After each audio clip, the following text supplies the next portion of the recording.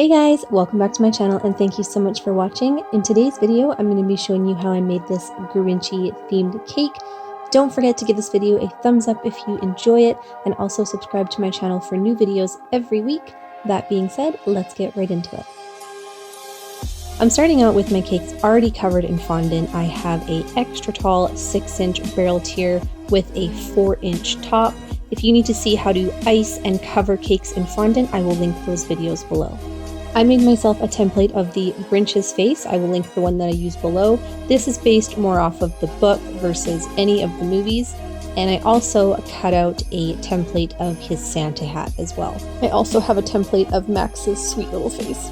I've grabbed the Grinch face first and I'm putting that on the middle of the bottom tier, just trying to line it up as best as I can. I also grabbed my Santa hat template and I'm using that to make sure that I'm not placing the head too high or too low. Once I had it in the position that I wanted, I'm going over that with my X-Acto knife, just tracing out all of the features, and this is going to leave like a blueprint for me when I'm going to add on my pieces of fondant. I started to cut away the features of my template. You can see here it looks a little bit creepy, but you want to make sure you've got the eyes and the eyebrow and all of the main features, and I did keep all the pieces like the mouth and just the lines on the face as a reference, so you want to make sure that you're not getting rid of all the pieces that you cut away. So I cut out all of the base features that I could with some black fondant using my X-Acto knife, and I'm going to start placing those down, starting with the eyes and the nose and the eyebrows. I cut my template down further so that I could add the yellow eyes and then the pupils. And then for the mouth, I traced out where I wanted to place it down using a little bit of shortening. And then I started with one side with the little dimple part first, and then rolled out a long, thin snaky of fondant for half of the mouth. And then I did the other side. For the rest of the features, you could use fondant, but I'm gonna be real with you, it was 3:30 in the morning and your girl's back was killing her. So I decided to just use edible food marker, and I went over all of the lines just following my template as a guide. And then if they weren't really dark the first time, I just retraced them in, and I thought it turned out really good. The beautiful thing about Dr. Seuss is that a lot of the lines look messy in the first place, and it adds to the look of it. So you don't have to be perfect. If you make a line really thick and the other one thin, it pretty much always works.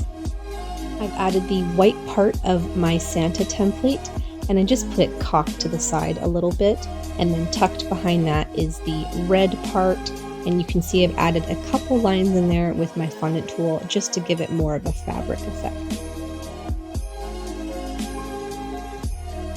Next, I added like what the pom-pom would be, but because I guess he made it himself, it's just a super sad, like wilting little thing on the end of his hat.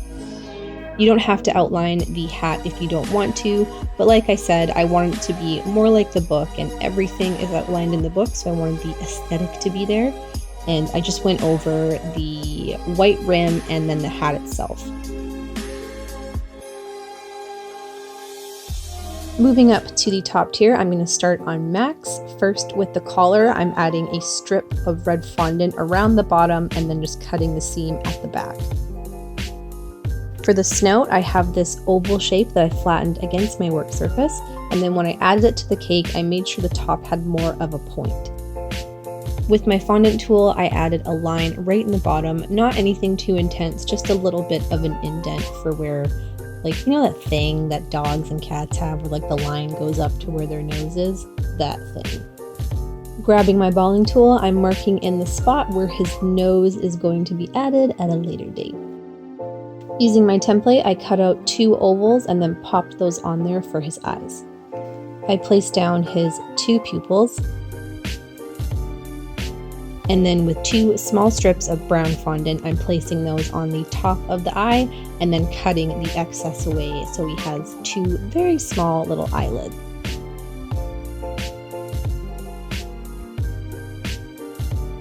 His nose was a little on the bigger side, so to add some support, I'm using a small piece of dried spaghetti, and then I rolled out this little bean shape and I'm placing that right in the center.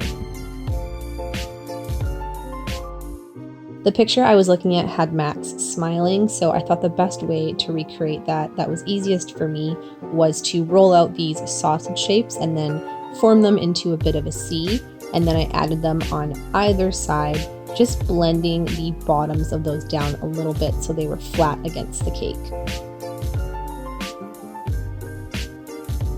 I added a tiny little black snaky of fondant on either side, just tucking it right up against the middle of my C shape. And then with the long, thin snaky of black fondant, I ran that from side to side, just tucking it underneath my snout. It did take me a while to get the right look. I definitely wanted him to be smiling. Max is like the Samwise Gamgee of the Grinch. He's like the total hero of the whole thing for me, and his little smile is adorable, so I tried my best. I don't think it was perfect, but I was happy with it in the end. Just like the Grinch, I started to go around the eyes and the eyelids and just added in more detail. If you want to use fondant, you totally can. If you don't feel confident just drawing right onto the cake. But like I said, I was kind of over it at this point, and I just wanted to get the details on there as easily as I could. For his ears, I took some darker brown fondant and rolled out this long teardrop shape, and I'm placing that on either side. You can see I've set them a little farther back, and you'll notice in the future I did move them forward a little bit just to make the head look a little less square. To finish off his collar, I just wrote Max on the front as neatly as I could, but again, none of it looks super neat in the book, so if it looks like a kid wrote it like mine does, that's okay.